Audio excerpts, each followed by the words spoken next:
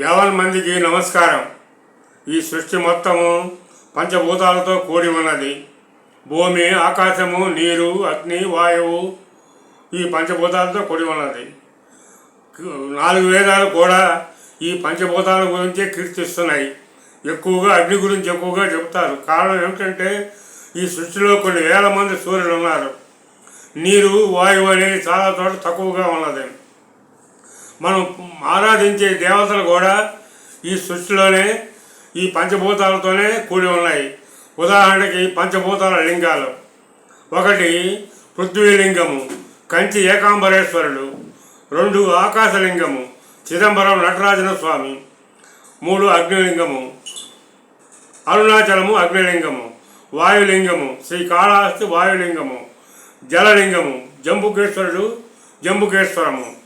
ఈ వేదాలతో కూడింది. ఈ పంచభూతాలతో మనం ఆరాధిస్తూ ఉంటాము. మనం చేసే మిగతా దేవతలు కూడా ఈ పంచభూతాలతో సంబంధం ఉంది. అట్లాంటి ఈ పంచభూతాలను అనుసంధానం చేసిన పుణ్యము మన ముఖ్యమంత్రి కేసీఆర్ గారికే దక్కుతుంది.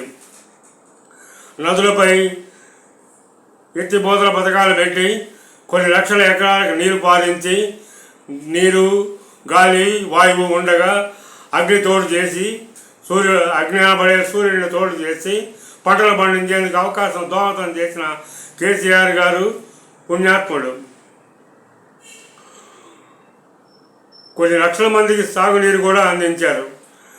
నాగార్జున సాగర్ ప్రారంభోత్సవం చేస్తూ శ్రీ పండిట్ జవహర్లాల్ నెహ్రూ గారు ప్రాజెక్టులే దేవాలయాలు అన్నాడు. అలాగే భూమిని నమ్ముకున్న వాడికి ఎటువంటి పరిస్థితుల్లోనూ నష్టం రాదనేది ఒక నానుడు ఉంది. ఆ మాట కేసీఆర్ గారు నిలబెట్టుకున్నారు. ఆయన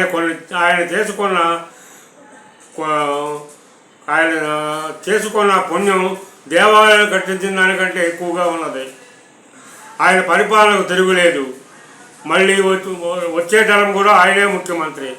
మళ్ళీ వచ్చే టైం కూడా ఆయనే ముఖ్యమంత్రి అవ్వాలంటే కొంత ఫార్ములా ఉంది. ఆ ఫార్ములా నాకు తెలుసు, ఆయనకి తెలుసు. జై గాయత్రి, జై పరశురాం, జై బ్రాహ్మణ్.